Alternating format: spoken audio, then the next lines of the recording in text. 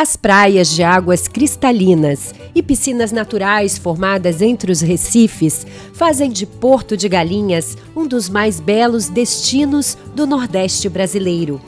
Este cenário paradisíaco vai receber em agosto o maior evento de propriedade intelectual e direito digital da América Latina. Porto de Galinhas será a sede do 44º Congresso Internacional da BPI, tanto pela infraestrutura e beleza, quanto pela sua proximidade com a capital de Pernambuco. Está a 30 minutos de Recife e do Aeroporto Internacional dos Guararapes. Terra de um povo alegre e hospitaleiro, onde passado e futuro se encontram no misto de história, cultura e inovação, Recife tem a 4ª maior região metropolitana do país e é um hub para o desenvolvimento econômico de outros estados do Nordeste. Além disso, abriga o Porto Digital, um dos mais importantes polos tecnológicos do mundo, onde estão mais de 350 empresas e 20 mil profissionais trabalhando com inovação e tecnologia de ponta. Um cenário que coloca a capital pernambucana entre as 6 cidades líderes mundiais da indústria de TI, segundo o portal internacional Rest of World. E é de olho em todo este potencial que, pela primeira vez, a BPI decidiu levar o evento para a região. Nos dias 12 e 13 de agosto de 2024, os maiores especialistas e profissionais de TI do mundo todo estarão em Porto de Galinhas para debater os principais temas de propriedade intelectual e direito digital.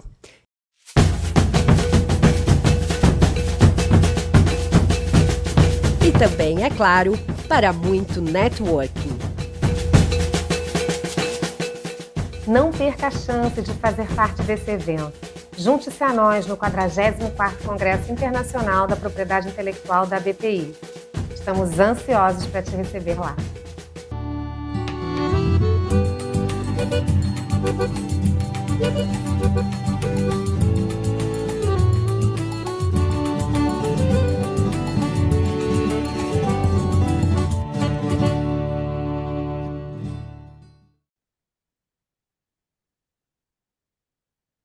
Muito boa tarde a todas e todos.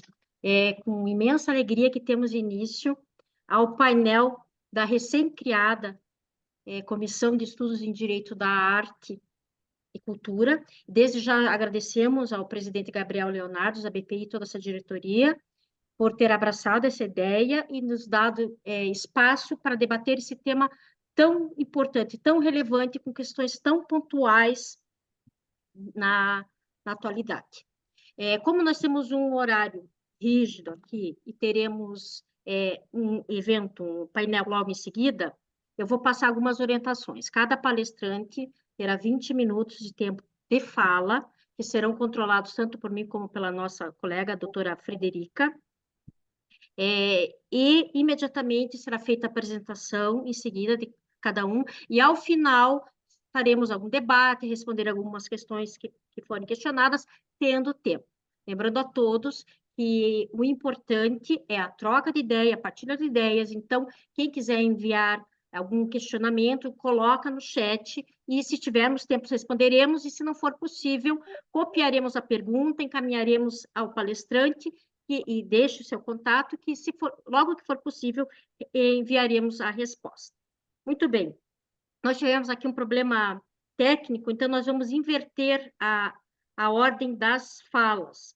Vamos começar, então, pelo doutor Gustavo Martins de Almeida, que é carioca, advogado e professor, mestre e doutor em Direito pela Universidade Gama Filho e pós-doutorando pela USP, atua na área civil do direito autoral e da arte, é também advogado e conselheiro do MAN do Rio, Museu de Arte Moderna do Rio, e do Sindicato Nacional dos Editores de Livros, e integra as comissões de Direito da Arte da BPI e Direito Autoral e Digital da OAB e do Instituto dos Advogados Brasileiros, a que tenho a alegria de também fazer parte do conjunto com o Dr. Gustavo e o Dr. Marcelo Conrado. Com a palavra, por 20 minutos, Dr. Gustavo. Ok, bom dia a todos, bom dia, boa tarde, aliás, a todos. Uma alegria estar com vocês aqui, um prazer muito grande. Agradeço a nomeação para a comissão, que muito me honra, com Carmen e Frederica. Prazer estar com Madalena, com Marcelo aqui. E vamos direto ao ponto, né? Porque a gente não pode perder tempo e o tempo é curto. Essa oportunidade desse debate, dessa comissão de arte e cultura é mais do que necessária, já se fazia importante nesse período, e a gente já começa direto entrando no ponto aqui, trazendo as questões principais.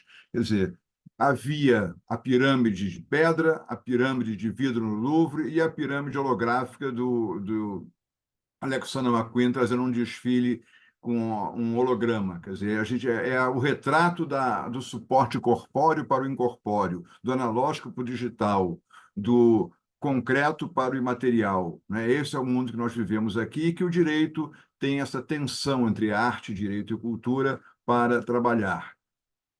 Lá longe, Colbert, 1676, já regulamentava na França a limitação às cópias de esculturas feitas pelos escultores, que só podiam valer se fossem da escola da Academia Real de Pintura e Escultura. Já havia essa interferência do Estado na cultura, na arte, no consumo, né? A gente já tinha essa presença no passado e que vai, hoje em dia, se mostrando, controlando o tempo aqui, e não é de hoje que Rodin, quando começou a criar suas esculturas, e eu gosto muito de olhar a escultura de frente, Rodin foi acusado de ter matado pessoas de tão perfeita que era a escultura. Então ele começou a fazer esculturas em dimensões maiores para não haver suspeita de homicídio. Mas eu gosto de ver a assinatura e gosto de ver o fundidor, porque daqui se extraem as questões referentes a número de esculturas, originalidade de esculturas, determinado número de esculturas podem ser consideradas originais ou não, e esse foco nosso de tratar de questões acadêmicas e questões profissionais traz a legislação sobre direito autoral, sobre obras de arte, e o mercado, os leilões, os consumidores, os colecionadores, aqueles maníacos inofensivos de quem se fala muito, né, de colecionador, que tem aquela obsessão pela coleção. Falando em numeração, né, um caso muito frequente aqui, eu estou trazendo pílulas, né, momentos, pinceladas, já que estamos falando de arte, para dar uma visão geral. O caso de Cavalcante, uma pessoa, por conta de uma sessão de direitos, se arrogava durante 25 anos na condição de detentora de direitos de exposição da obra do Di Cavalcante, e a família não podia ter acesso a essa obra. Mas, no leading case do Rio de Janeiro, nós conseguimos, representando o Museu de Arte Moderna, neutralizar, e ficou declarado, num caso sem precedentes aqui no Brasil, que o direito de expor, como diz a lei, segue automaticamente a obra material adquirida. Então, isso é uma tranquilidade para o colecionador, para os museus que recebem obras de arte. E falando em transferência de obras de arte, um outro ponto importante, o crescimento de museus durante a pandemia, né? O público móvel ia para o museu estático. Na pandemia, o público estático recebeu a visita do museu móvel, né?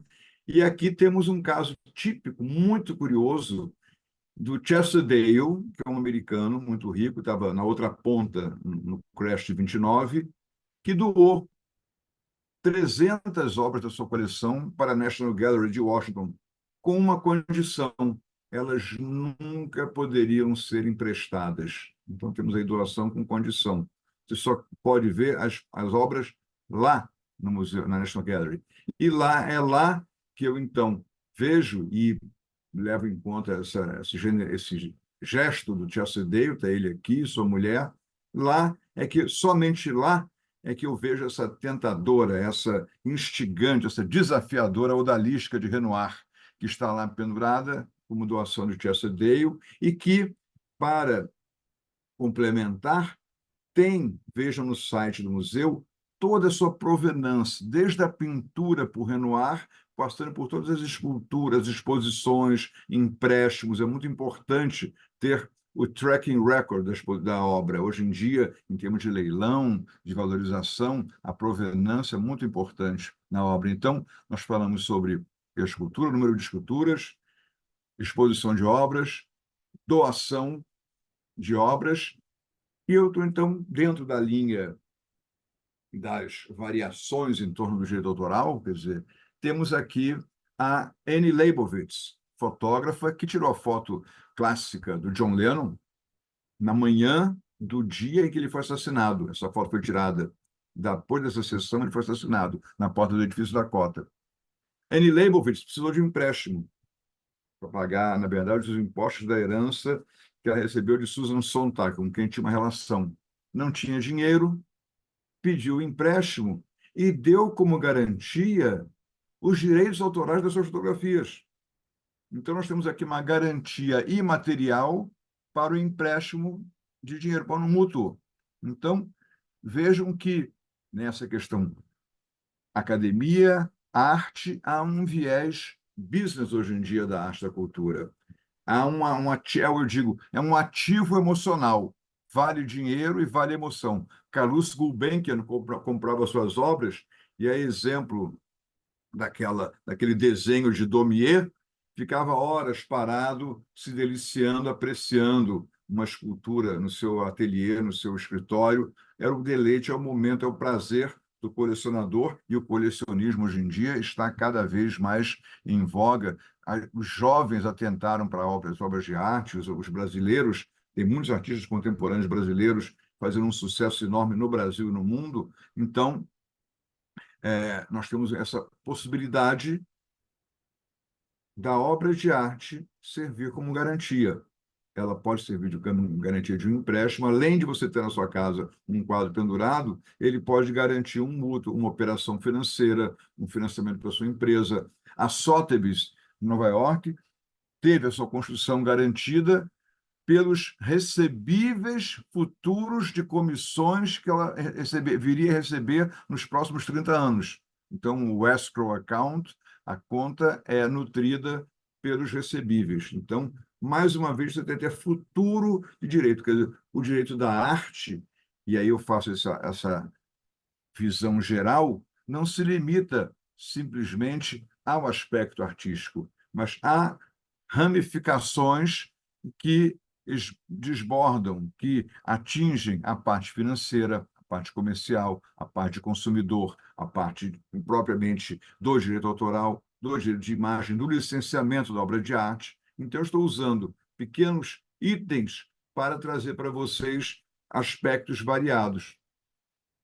Outro ponto, isso aí é uma foto minha, 30 anos e 30 quilos atrás, em 1997, na exposição de abertura do centenário do Didi Cavalcanti, com o quadro Samba, esse quadro aqui do Didi Cavalcanti, o quadro Samba, que, infelizmente, foi destruído num incêndio. Ele era de propriedade do Jean Boguit, um marchand, e valia 50 milhões, ele recebeu de seguro, na época, 20 milhões de dólares, o dólar estava 2.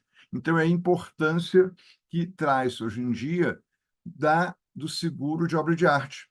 O seguro em casa é muito importante, já existem seguradoras especializadas em obras de arte, museus é mais fácil, as galerias têm um pouco de dificuldade, porque a galeria tem uma rotatividade de obras de arte. Então, nem sempre a seguradora tem conforto para fazer um seguro de obras que se alternam, se revezam nas galerias, né?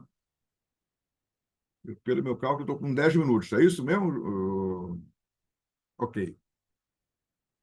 Outro ponto, quando chegar a 5 minutos, você me fala, por favor, tá, Carmen? 5 minutos, você me avisa só. Mas eu vou cumprir, mas eu costumo cumprir prazo, tá? Um outro ponto, eu achei uma manchete interessante, que seria o CSI do mundo da arte.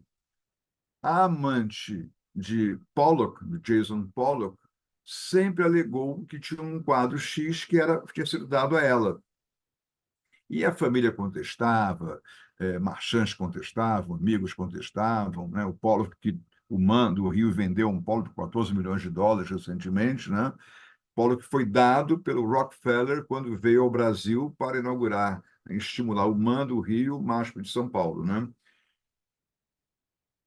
Esse Pollock era questionado e começou a fazer uma perícia muito grande. Hoje em dia, eu fui da banca do curso de perícia de obras de arte aqui no Rio, vejo quão evoluído está o setor. Nossos técnicos de obras de arte, de perícia, são muito bons, avaliam obras de arte, pesquisam com muita profundidade, com muito cuidado e atenção, todos os aspectos históricos e pictóricos.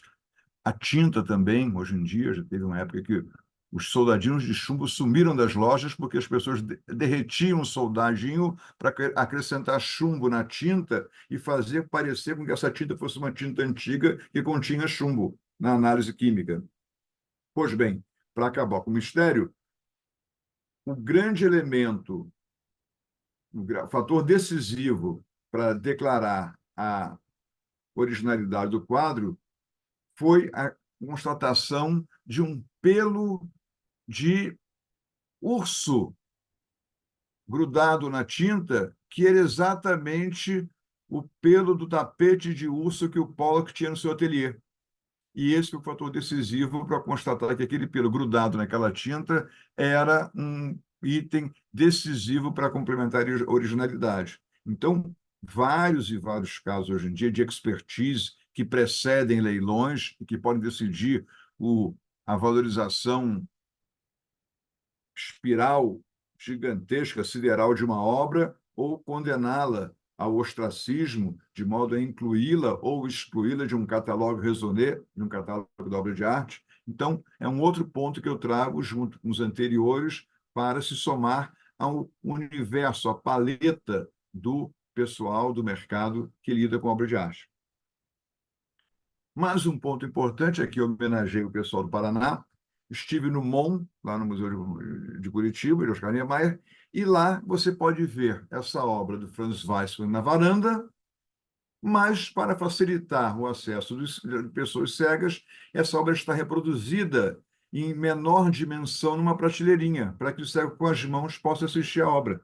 Então você tem a acessibilidade, a lei da acessibilidade brasileira, que aparece, exige, em vários aspectos, inclusive no artístico, que serve para roupas, braille na roupa, ou no Museu do Prado, no Museu de Amsterdã, uma tela que é deliberadamente pintada com um relevo da tinta para que a pessoa cega possa, com o tato, acompanhar a pincelada e saber a cor da tinta. Então, mais um aspecto aqui do direito da arte e da cultura que passa agora pela acessibilidade, ponto que os museus do mundo inteiro, quem for a Fundação Louis Vuitton, conhecida do seu frequentador frequente Marcelo Conrado, encontra no foyer a maquete daquele prédio maravilhoso do Frank Gehry, para que o cego possa, pelo tato, examinar e apreciar e ver a obra escultural. Né? Mais um pontinho aqui, e aí eu entro no final. É muito fácil ver a onda de cima. O difícil é quando você está dentro da onda. Né? Aqui é uma foto com um crédito bonitinho de uma imagem tirada de dentro de uma onda. Né? E a onda, eu faço referência aqui à hype. Hype, que a juventude fala todo, isso aqui é a nova hype, é hype que vem de hipérbole, que é um movimento intenso e breve. Eu embarquei nessa hype quando apresentei meu projeto de pós-doutorado na USP sobre os reflexos do NFT, que era a hype do momento em 2021 e 2022, que hoje em dia a bolha esvaziou, não tem muita procura financeira, mas alguns reflexos perduraram. Então, está aqui o leilão que ocorreu, acho que está ocorrendo hoje, ele foi divulgado em 6 de junho, esse release de uma obra inspirada na Starry Night, de um NFT.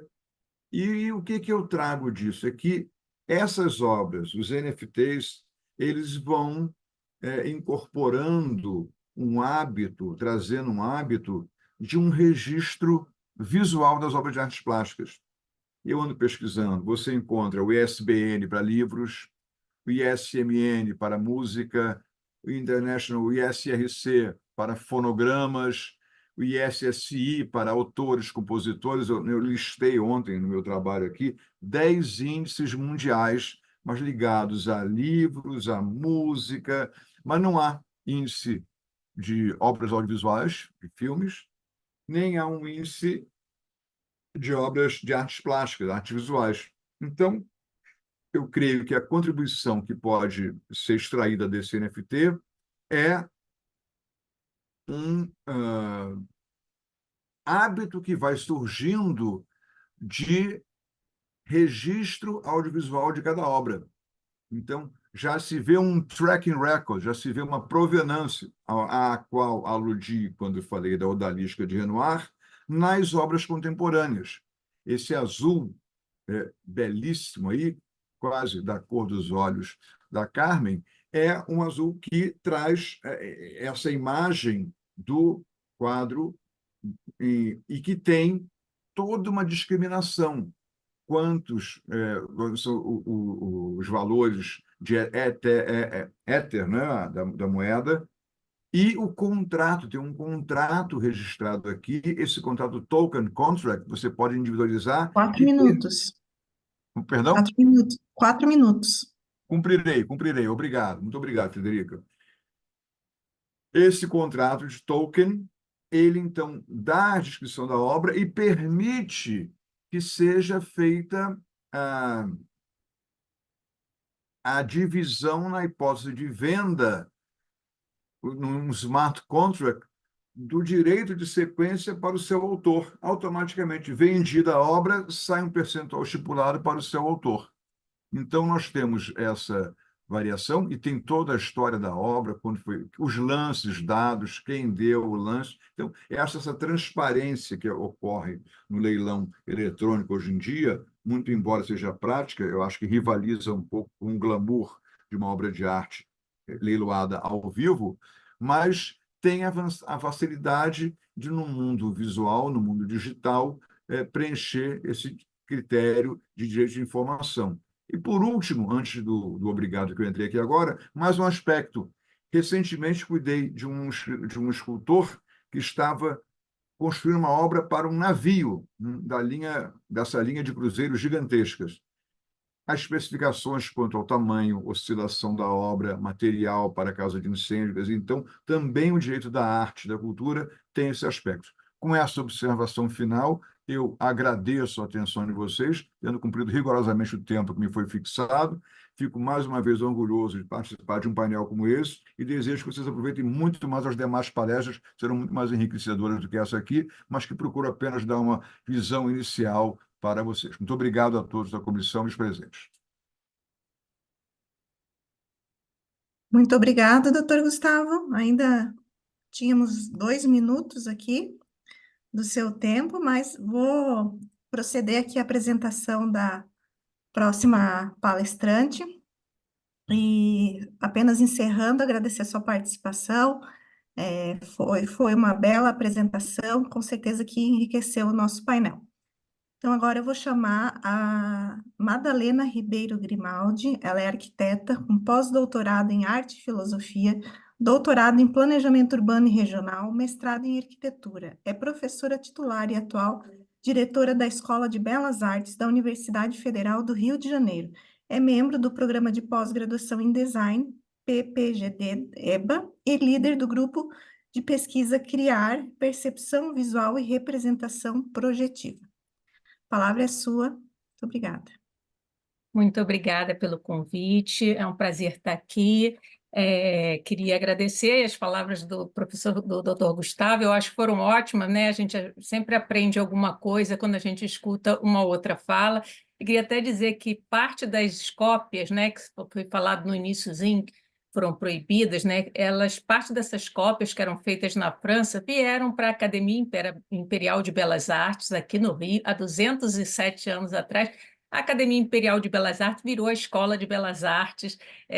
Então, assim, é interessante a gente ver, né, que, na verdade, o que ela se tornou, a gente copiava, mas era um intuito de copiar para poder aprender, né? Era o intuito da cópia para que os alunos pudessem copiar pela cópia, né? Deixa eu compartilhar aqui. Eu vim falar aqui hoje sobre direito autoral, que é um registro feito na Escola de Belas Artes, ok? E aí, esse registro, existem duas leis para ele, né, para a gente não atrasar o tempo. A primeira delas, né, a lei de 14 de dezembro de 73, né, é a lei número 5.988, e que dá ao autor a garantia, né, de direito a uma obra intelectual, que seja uma obra de arte, onde ele possa registrar, né? E aí existem alguns tipos de registros no Brasil.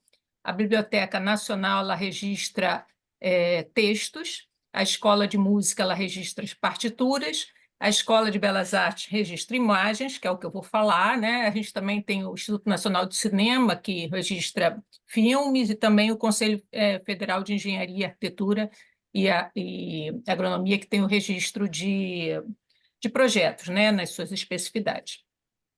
Em fevereiro de 98, houve uma atualização dessa lei, né, a lei número 9.610, que ela consolidou algumas características e sobre essa denominação, então, de o que era o direito do autor e quais são as consequências deles, né?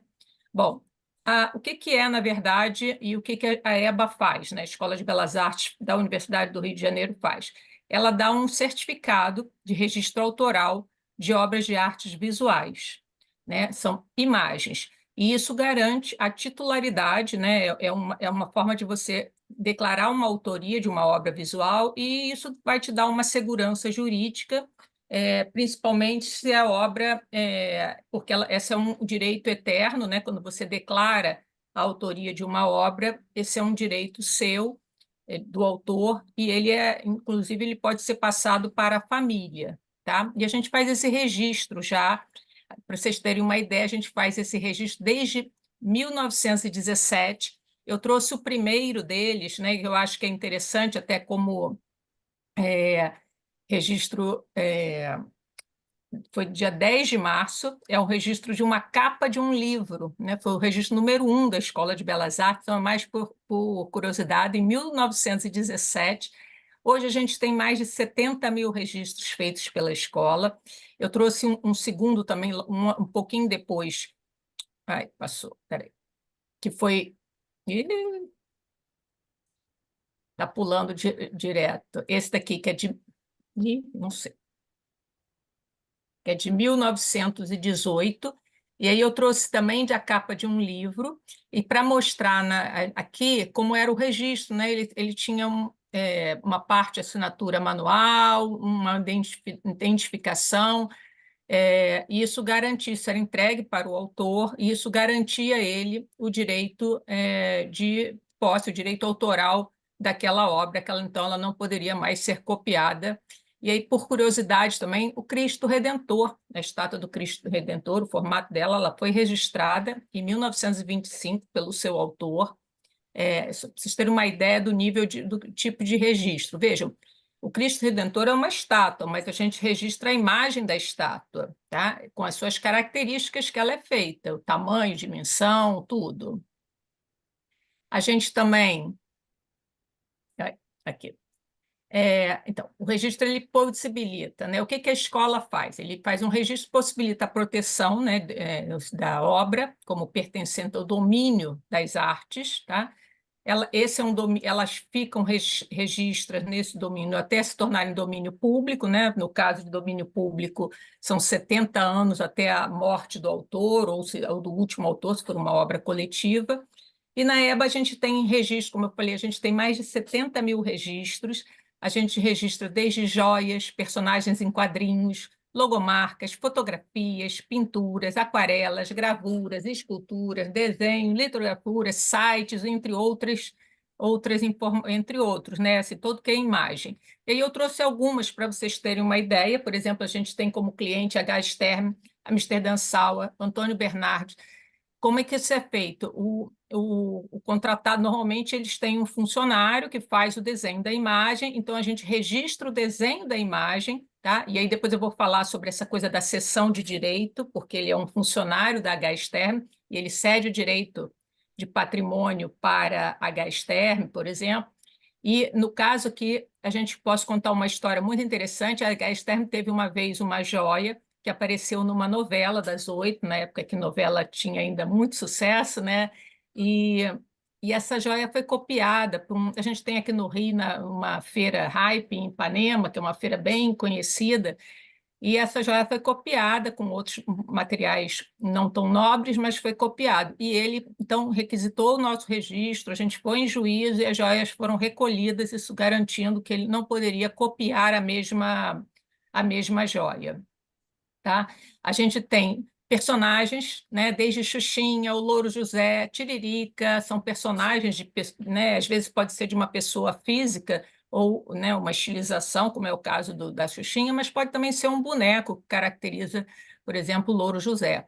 E entendam que o registro, quando ele é de alguma coisa que é uma escultura, normalmente a gente pede as 4 imagens, né? Frente, lado, costa, o outro lado e as costas, para que fique caracterizado a imagem como um todo. Bom, a gente também tem personagens como... ele está indo... Desculpe, gente. Vamos lá. Turma da Mônica, Ceninha, eu trouxe só alguns, mas Turma da Mônica, Ceninha, Xuxinha também a gente tem como imagem, e eu trouxe, por curiosidade, uma outra aqui, que é o Topo Gigio. Eu não sei se os mais antigos talvez lembrem, talvez as pessoas mais novas, porque eu amava esse boneco, eu tive ele quando criança. Então, assim, a gente também também registra bonecos, né? De uma forma geral, você pode fazer o registro. Isso pode ser feito pelo desenho do autor ou até por um protótipo, pode ser feito por fotografia, né? No caso, esse é um registro bem antigo também, por fotografia. Além disso, a gente tem vários registros de logos, como Paçoquita, Xambinho, algumas logos que vocês vão conhecer, a Copa do Mundo, as Olimpíadas do Rio, estão todos registrados dentro da escola. Logomarcas, muito. O maior quantitativo de registro atualmente na escola são logomarcas, porque aparecem muitos. Veja, não é uma marca, é o desenho de uma marca. Isso é muito importante ficar registrado, que a gente não faz registro de marca, a gente faz registro de imagem, e, portanto, o que a gente está garantindo é o direito da imagem. Bom, a gente tem também estampas, a Farm, que é um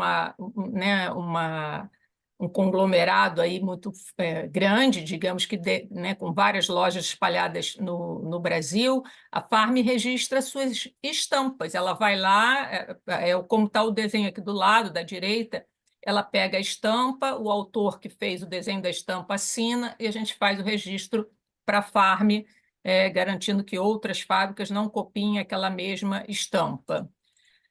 Além disso, a gente faz registro, por exemplo, de esculturas, como eu falei aí, são vários tipos. Na escultura em geral é na fase fotografias, e aí tem até umas curiosidades. A gente tem escultura, às vezes, de bolo, tem gente que registra formato inédito de bolo.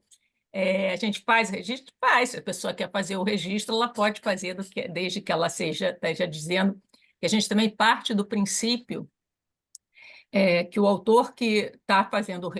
A gente não faz busca, né? Então, se o autor diz que ele é que está fazendo aquele registro, a gente parte do princípio da confiabilidade, ou de que todo mundo está dizendo a verdade, né? Até que se prove ao contrário, né?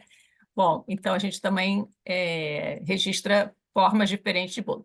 Sites, a gente tem tido... Eu trouxe o da EBA, mas a gente já tem tido alguns registros de sites. Especificamente, eu coloquei aqui da Escola de Belas Artes como as pessoas salvam as páginas dos sites, tá? Não é o algoritmo que escreve o site, mas sim as imagens que caracterizam esse site. No caso, eu trouxe algumas imagens do site da Escola de Belas Artes, tá?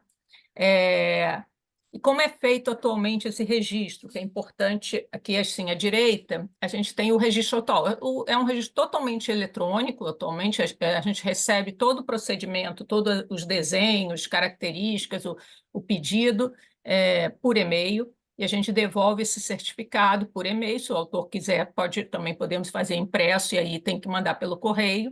Na verdade, ele consta basicamente sobre o requerente, quem é o nome da pessoa que está fazendo, né, as características dela, CPF, cidade, nacionalidade, a data do registro, que garante que, a partir daquele momento, seja feito, né, o registro, o tipo de obra que está sendo registrada, porque aí pode ser desenho, pode ser uma fotografia, pode ser uma logomarca, pode ser um desenho digital, pode ser um desenho à mão.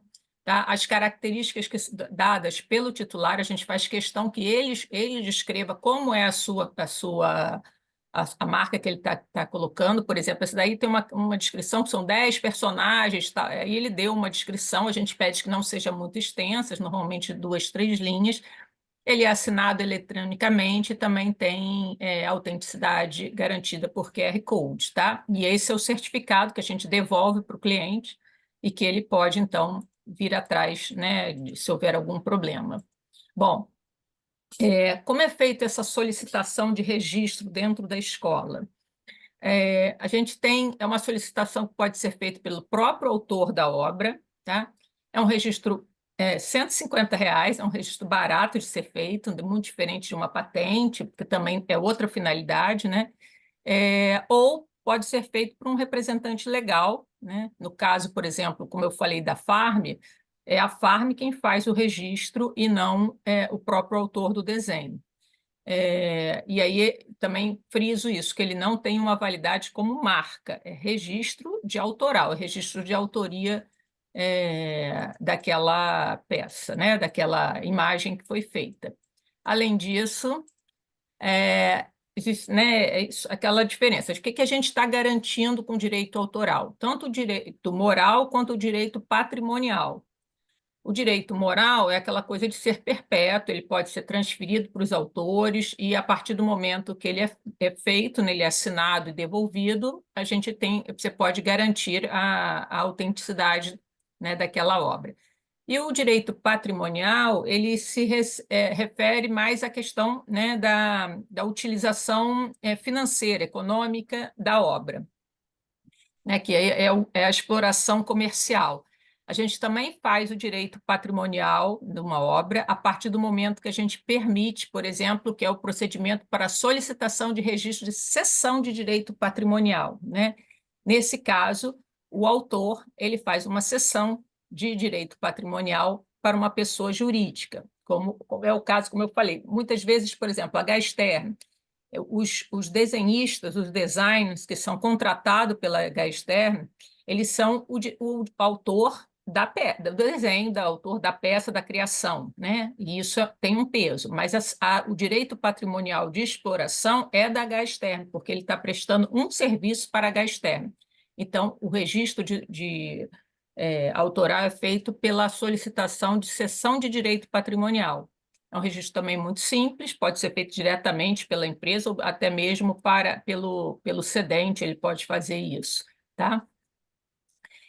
Além disso, o que a gente tem? A gente tem a parte de averbação. O que é a averbação, né? Quando você tem um autor, alguém que já tem algum registro dentro da escola, como eu falei, a gente tem mais de 100 anos, então a gente tem vários clientes espalhados pelo Brasil inteiro, até porque a gente, na verdade, é a única forma de garantir esse direito no Brasil de imagens, pelo menos do que a gente tem tido acesso no jurídico, é esse direito dado pela Escola de Belas Artes, porque existem algumas plataformas que fazem registro, mas não tem a mesma legalidade ou não tem o mesmo valor numa disputa judicial. A gente já aconteceu uma situação semelhante a essa, e o juiz deu, então, preferência ao direito feito pela Escola de Belas Artes, né? Mas vamos lá, a averbação é essa, quando algum titular de alguma obra já possui um registro e ele quer modificar, né? Fazer uma alteração no desenho daquela obra,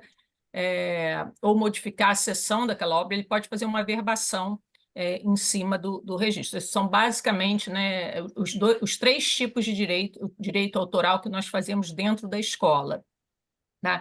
É isso. Se vocês tiverem interesse, maiores informações sobre esses registros, a gente tem um site específico e acho que é basicamente, né, contatos também, um e-mail, se quem tiver interesse, é de registroautoral@eba.frj.br, e tem bastantes informações como é feito, como é o procedimento, nesse site que eu estou dando aí, direitosautorais.eba.frj.br.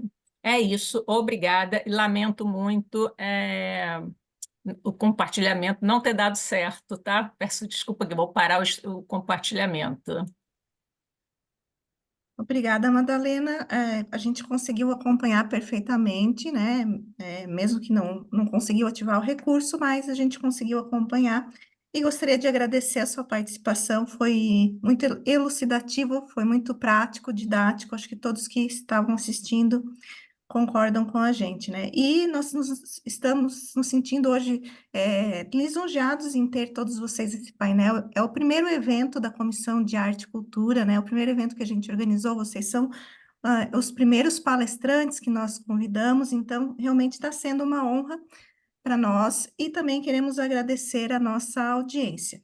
Dando sequência, eu vou apresentar nosso próximo palestrante, Marcelo Conrado. Dr. Marcelo Conrado é advogado, artista visual e professor da Faculdade de Direito da Universidade Federal do Paraná. É doutor em Direito das Relações Sociais pela UFPR. É coordenador da Clínica de Direito e Arte da UFPR e membro do Conselho de Administração do Centro Cultural Teatro Guaíra.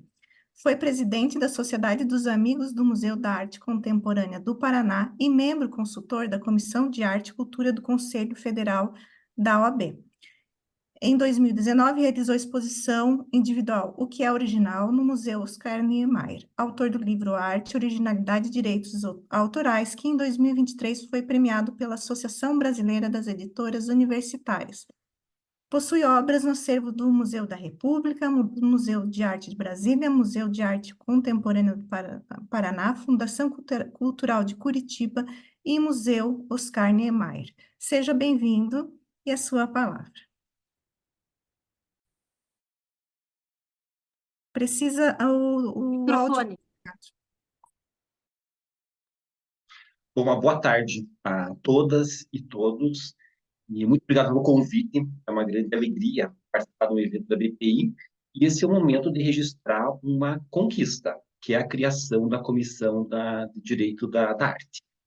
A comissão, e além de mostrar o compromisso da BPI com temas atuais, temas onde há necessidade de atuação dos profissionais de direito, também está em ótimas mãos. Eu parabenizo aqui a doutora Carmen, o doutor Gustavo e a doutora Frederica, estão à frente da coordenação dos trabalhos, e é também uma comissão que eu já registro, que já nasce com muitos diferenciais.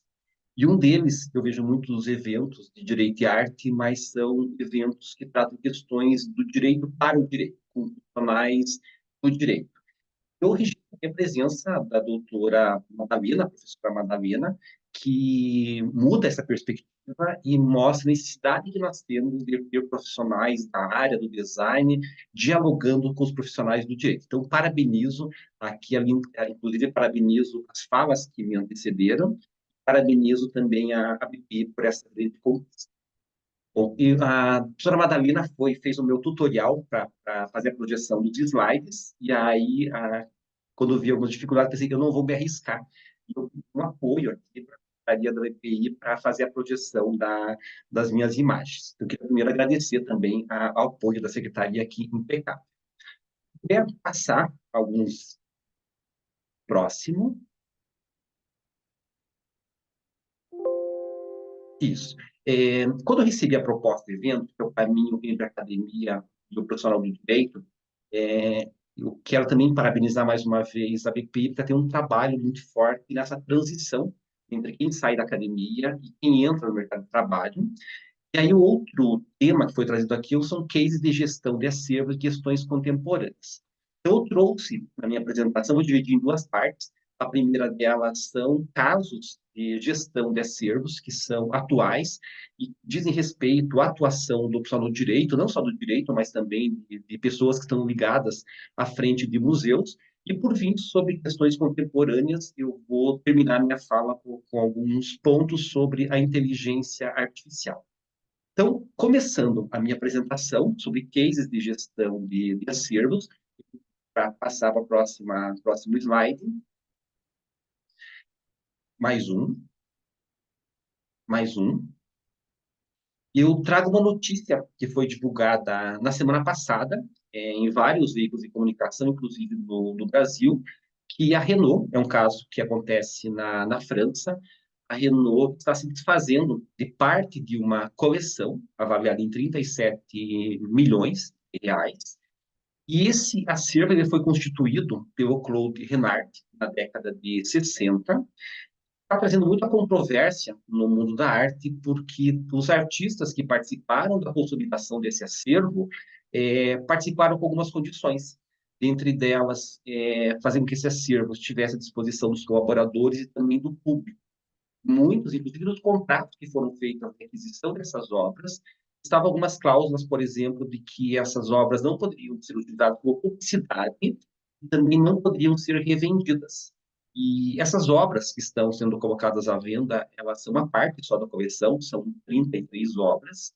Dentre essas obras estão artistas como Robert Rauschenberg, Tapes, Miró, Calder, Jesus Soto, Júlio Lepard, entre outros. A herdeira, filha do Claude Renard, que é quem criou essa coleção, ela está fazendo um movimento, inclusive já conversas com a ministra da Cultura, para que essas obras não sejam vendidas, porque, segundo ela, é uma traição à alma que foi feita, que foi pensada essa coleção.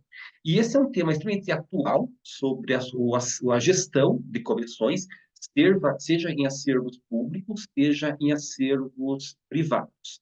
Eu vou pedir para passar a próximo slide e que fala mais uma vez de um caso que voltou à cena agora em 2020, já tinha se discutido anteriormente, que foi tirado do site das Artes, em 2020 foi sua publicação, de que se cogita vender a Mona Lisa, eu particularmente acho essa uma coisa improvável, e vender a Mona Lisa por 50 bilhões de euros, para que isso possa ser ajudado na gestão, nos custeios de um museu. É um tema extremamente controvertido, essa venda de obras de arte. Nos Estados Unidos, por exemplo, teve uma modificação numa associação que tem dos diretores dos museus. Até 2020 era possível vender obras de arte desde que seja o valor arrecadado fosse utilizado para aquisição de novas obras. A partir de 2020 é possível vender sem essa condição, entre outros. Foi vendida uma obra, entre muitas outras que aconteceram, vai trazer inúmeros questionamentos para o direito, não só norte-americano, europeu, mas para o direito também brasileiro. A França, por exemplo, tem um posicionamento assim, diferente, embora se cogite vender a Mona Lisa. Se puder passar para o outro slide.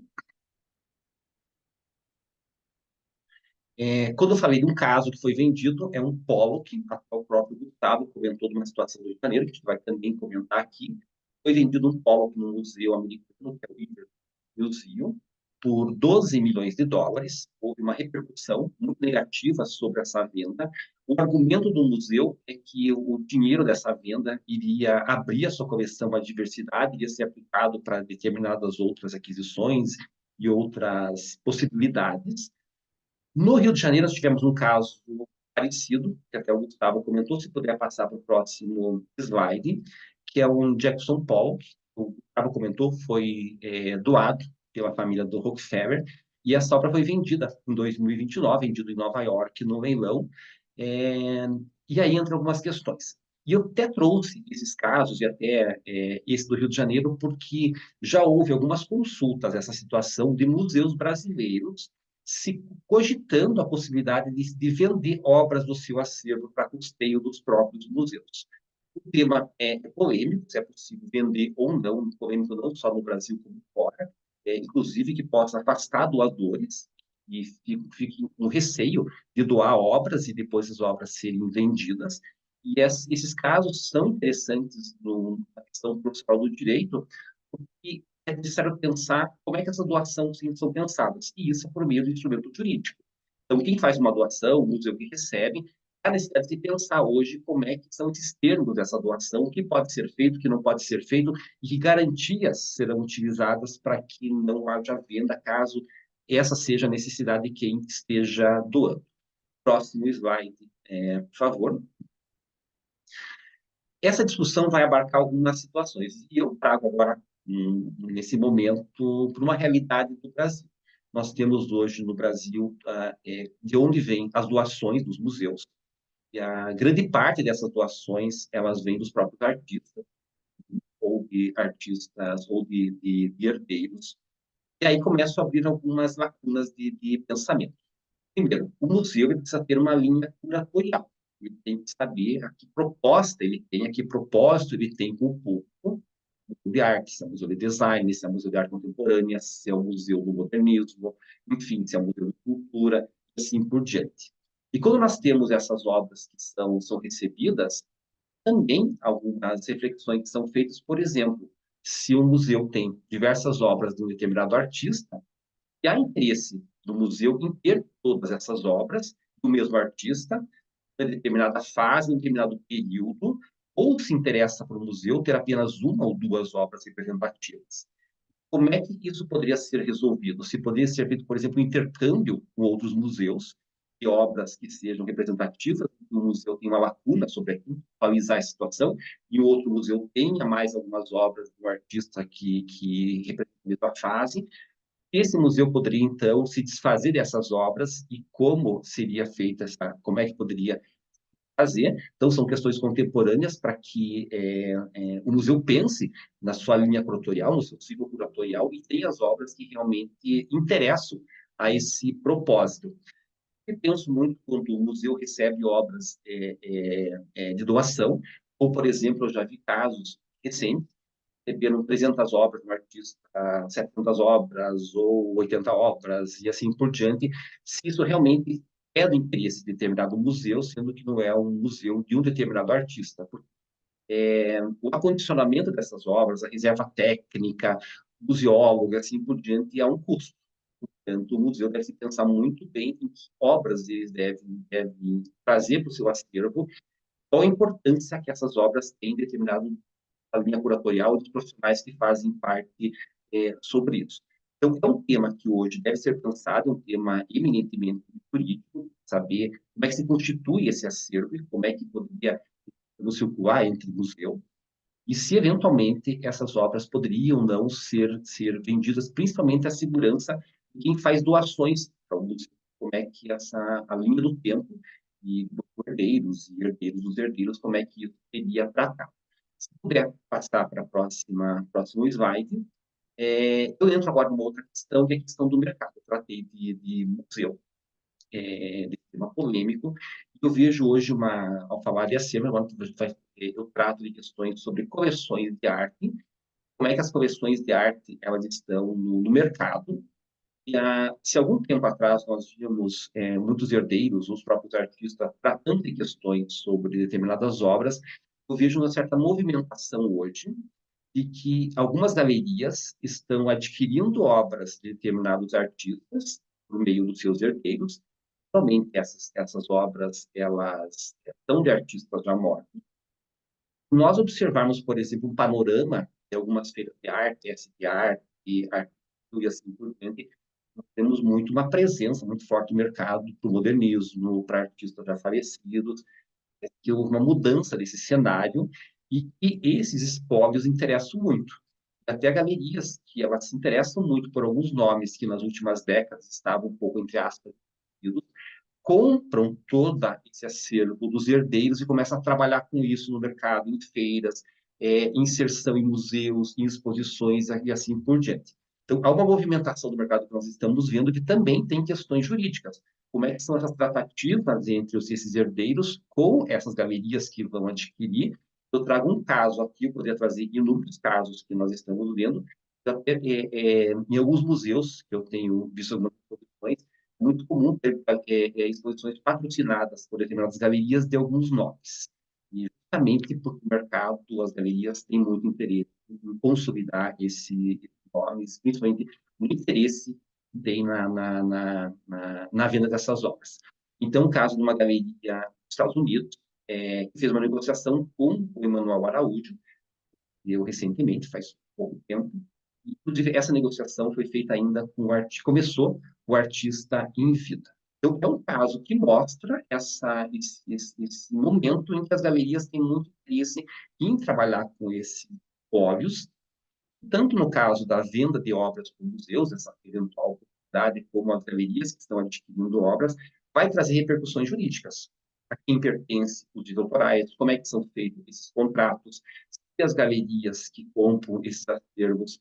Isso está disposto nesses contratos, então são galerias que são geralmente muito bem assessoradas por questões jurídicas, ou, por exemplo, os casos que eu trouxe anteriormente, o primeiro caso de um leilão de obras da Renault, quando os próprios herdeiros do artista, os artistas que estão se manifestando muito contrários a essa venda, e isso vai ter, é claro, consequências de direitos autorais. Então, se, por exemplo, uma obra de um colecionador passa para ser um colecionador particular, vai ser emprestada para uma outra galeria, uma instituição, e é necessário se pedir autorização para uso dessas imagens, para divulgação, para catálogos, para outras formas de divulgação, ou mesmo de produtos que vão ser vendidos, há necessidade de se pedir para esses herdeiros que eles podem muito bem justificar a negativa, porque essa obra pertenceu a uma coleção de uma empresa e que tinha uma finalidade, e ao ser vendida, colocada no mercado, ela passa a ter uma outra finalidade. Então, tudo vai passar pelas questões que, por exemplo, dessa comissão de direito à arte, que nós temos que ficar muito atentos a todo esse cenário que vai se modificando o tempo todo. Próximo slide, por favor. E eu trago uma outra questão que desvia um pouco dessa situação da venda, enfim, da aquisição de acervos, mas é um caso que também tem repercussões no Brasil, praticamente muitos museus. A história é a seguinte: os herdeiros do Piet Mondrian, eles entraram com uma ação judicial nos Estados Unidos contra um museu alemão, pedindo uma indenização de 200 milhões de dólares pelo seguinte: o Mondrian iria participar de uma exposição em 29, um século atrás, e ele enviou para esse museu 8 obras, sendo que dessas 8 obras o museu possui 4. Essa exposição, que havia sido conversada, ela não aconteceu. O curador, inclusive, morreu um tempo depois, e mundial, e por inúmeras razões, nesse cenário todo, a exposição não aconteceu, mas as obras foram recebidas para o museu e ficaram lá. E agora, os herdeiros querem 200 milhões por essas obras, dizendo que essas obras não pertencem ao museu, que pertencem à família, são obras extremamente valiosas, tá? Como as obras do Mondrian, e é um caso que acende um certo alerta a quase todos os museus brasileiros, que é o seguinte: nós tivemos muito recentemente, de uma maneira muito tardia, essa profissionalização dos museus, no aspecto que eu digo jurídico. Então, hoje, uma obra entrar no museu, seja para doação, para empréstimo, ela passa por um jurídico, ela passa por termos, ela passa por assinaturas, ela passa por uma série de questões. E algumas décadas atrás, não. Então, o artista fazia uma exposição, não ia buscar a obra, deixava a obra lá, ou doava a obra, e essa doação ficava muito numa situação da informalidade, e isso tudo faz com que nós tenhamos uma lacuna desses museus nessas últimas, em algumas décadas, e quando nós vamos tentar recuperar isso, ou atualizar essas situações para um jurídico que acontece hoje, nessa formalização, quando se doa uma obra, como é que é essa condição da doação, como é que são as questões dos direitos autorais, se o museu pode autorizar que particulares façam uso, se pode autorizar a exposição da obra, se pode autorizar a obra seja emprestada para outras instituições e assim por diante. É muito difícil se conseguir o contato com os herdeiros, não só o contato com os herdeiros, mas hoje uma questão que é essencial é saber quem é que tem legitimidade para assinar um termo. Quem são esses herdeiros? Localiza essas pessoas, ou quando se localiza, há uma certa dificuldade para assinar, e isso fica uma situação que eu diria que fica no limbo, questões que estão afastadas de algumas décadas, que hoje tem uma necessidade jurídica, mas que algum tempo atrás não tinha. Então, trouxe aqui uma situação que é de 2020, que acontece nos Estados Unidos, mas que mostra também uma situação que nós temos no Brasil. Vou passar para o próximo slide. E aí eu entro numa última situação, que é da inteligência artificial. E assim como o Gustavo, eu trouxe apenas alguns insights, algumas questões. Algumas delas poderiam só elas render uma fala inteira, mas é muito de uma situação contemporânea que nós estamos vivenciando. E aí, se puder passar o slide, se há algo hoje que chama muita atenção, a arte, e nós pensamos muito na inteligência artificial em vários outros campos, inclusive segurança, mas hoje existem ainda trabalhos que merecem ser pensados realmente no campo das artes visuais. Então, a inteligência artificial trabalha ferramenta, uma tecnologia, por meio de um banco de dados, um banco de imagens, como, por exemplo, uma imagem de determinada imagem, e se faz por meio de um prompt, se coloca uma descrição, e são palavras que vão gerar essa imagem. Então, se, por exemplo, uma imagem de que 4 palestrantes estão do evento, eu vou descrever cada um deles, e aí o software vai criar para isso. Essa descrição, como é que vai ser feita? Vai se buscar em bancos de imagem, ou informações, semelhanças que tem sobre aquilo que eu estou publicando. E isso, claro, pode infringir direitos autorais, não só pode, como está infringindo. Então, alguns desses softwares hoje, eles têm parceria com bancos de imagens, com outras instituições, outros não têm. Então, já existem ações de bancos de imagens contra softwares de inteligência artificial. Já existem ações judiciais de artista contra esses softwares. Então, por exemplo, tem discussões hoje que determinado artista, ele vê muito recorrentemente o nome dele aparecendo em determinadas buscas. Eu quero uma fotografia no estilo do Irving Penn, do estilo Sebastião Salgado e assim por diante. E o software vai criar uma fotografia com aquela técnica que determinado fotógrafo, por exemplo, utilizado. Ou então, o que é comum também hoje é que quando se coloca o nome de determinado artista, no Google, aparece primeiro obras já produzidas por inteligência artificial, ao aparecer as obras que são do próprio artista. E essas são questões que vão ter que passar pelo direito. E aí, quando eu penso nisso, hoje o meu foco de interesse em vários campos é inteligência artificial. O meu foco de interesse é não uma discussão global sobre isso, mas uma discussão sobre o que no Brasil deve-se pensar sobre isso. Então, já existem ações judiciais e artistas britânicos que se juntaram a artistas americanos. Eles comentam que a necessidade dessa união entre artistas, e existe uma lista imensa de artistas que assinam um manifesto contra o uso da tecnologia na inteligência artificial.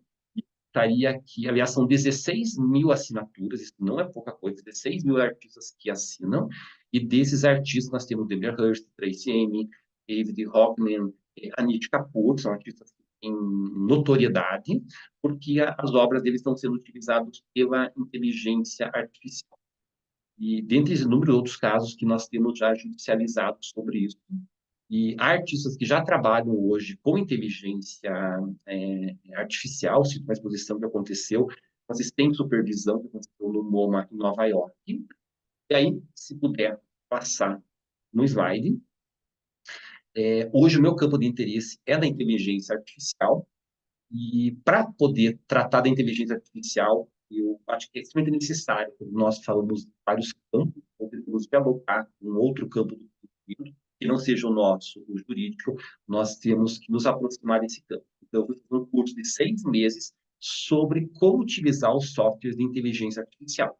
Por exemplo, essa é uma imagem que eu fiz numa exposição, uma imagem criada por inteligência artificial. Aliás, eu pergunto, Frederica, qual você que é a dona do tempo hoje, a senhora do tempo? Quantos segundos eu tenho? Acabou? Sim. Então, eu trago só para finalizar, se puder passar para a próxima. São imagens que foram criadas, que a intenção era que fossem muito, muito correspondentes a uma fotografia real. Pudesse passar mais uma, para eu concluir. Essa aqui, e aí eu termino com a seguinte questão. Hoje, na inteligência artificial, há uma dificuldade imensa, já que esses bancos de dados, bancos de imagens, eles são, sobretudo, países do norte, Estados Unidos e Europa, Estados Unidos, Alemanha, enfim, Suécia, assim por diante, e criar imagens que tenham uma brasilidade, ou que tenham um elemento que sejam características do Brasil. Então, quando se pede uma imagem do Rio de Janeiro, ou quando se pede, por exemplo, essa imagem que foi extremamente difícil de criar, que é uma indígena Yanomami, são diversas e diversas tentativas, porque nesse banco de imagens não se tem referências às questões ligadas ao Brasil. E aí, nós estudamos muito uma questão hoje que na inteligência artificial é a proteção de dados. E aí eu digo que talvez isso seja porque nós somos muito mais consumidores, nós não desenvolvemos uma tecnologia como os países do norte fazem, e é importante nós pensarmos muito no nosso papel apenas como consumidores dessa tecnologia.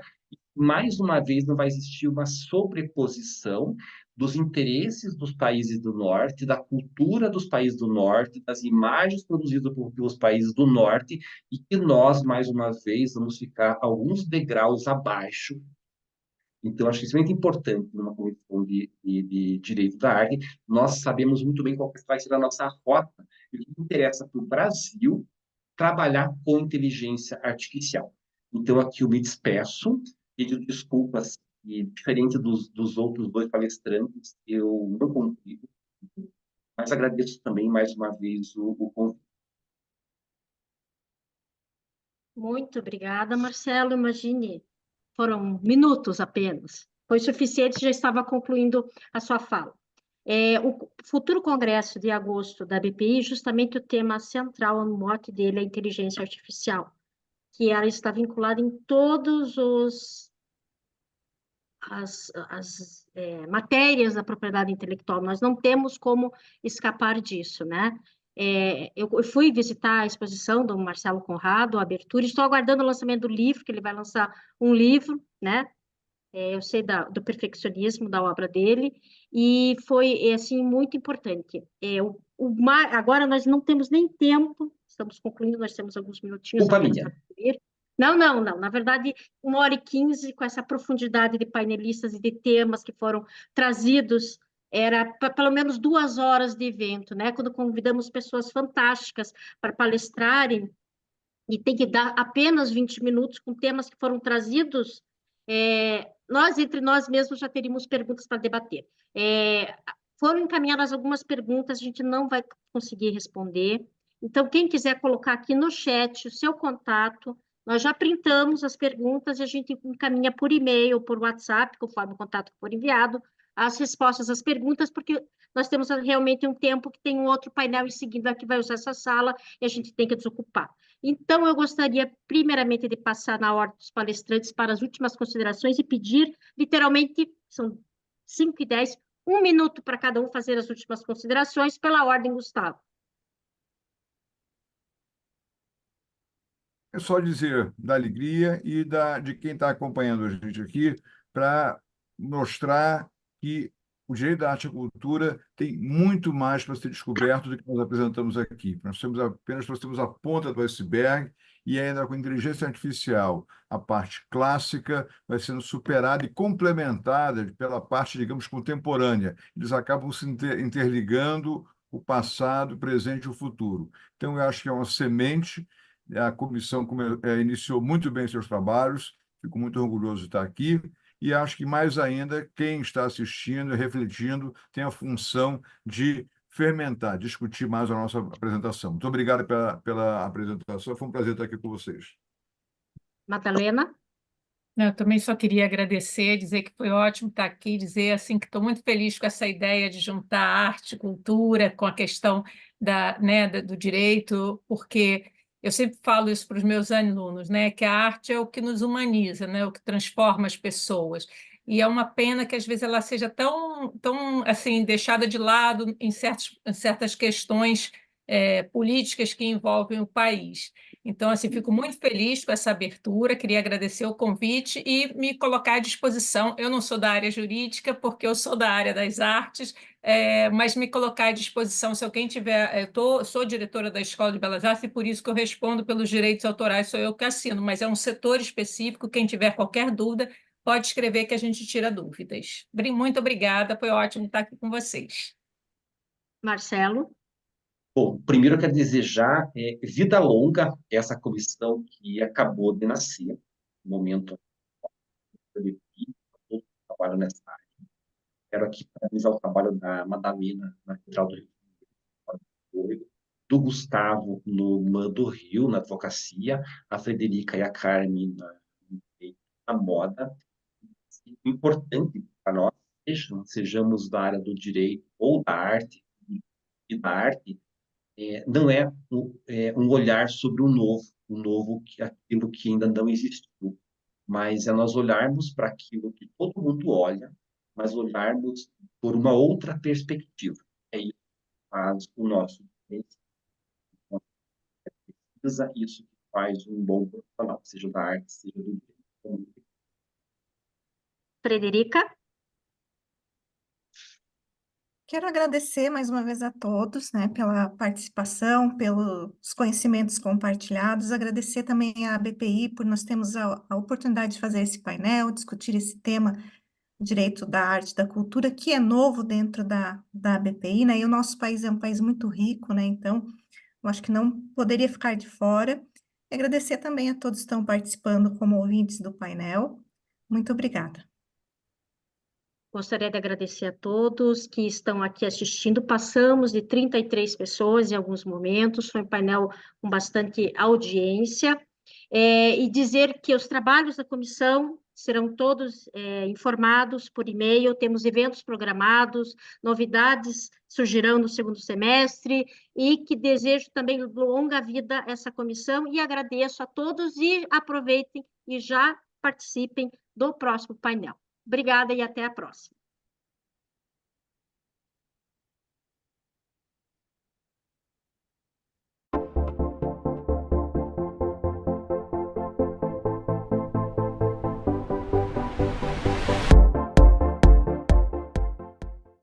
As praias de águas cristalinas e piscinas naturais formadas entre os recifes fazem de Porto de Galinhas um dos mais belos destinos do Nordeste brasileiro. Este cenário paradisíaco vai receber em agosto o maior evento de propriedade intelectual e direito digital da América Latina. Porto de Galinhas será a sede do 44º Congresso Internacional da BPI, tanto pela infraestrutura e beleza, quanto pela sua proximidade com a capital de Pernambuco. Está a 30 minutos de Recife e do Aeroporto Internacional dos Guararapes. Terra de um povo alegre e hospitaleiro, onde passado e futuro se encontram no misto de história, cultura e inovação, Recife tem a 4ª maior região metropolitana do país e é um hub para o desenvolvimento econômico de outros estados do Nordeste. Além disso, abriga o Porto Digital, um dos mais importantes polos tecnológicos do mundo, onde estão mais de 350 empresas e 20 mil profissionais trabalhando com inovação e tecnologia de ponta. Um cenário que coloca a capital pernambucana entre as 6 cidades líderes mundiais da indústria de TI, segundo o portal internacional Rest of World. E é de olho em todo este potencial que, pela primeira vez, a BPI decidiu levar o evento para a região. Nos dias 12 e 13 de agosto de 2024, os maiores especialistas e profissionais de TI do mundo todo estarão em Porto de Galinhas para debater os principais temas de propriedade intelectual e direito digital.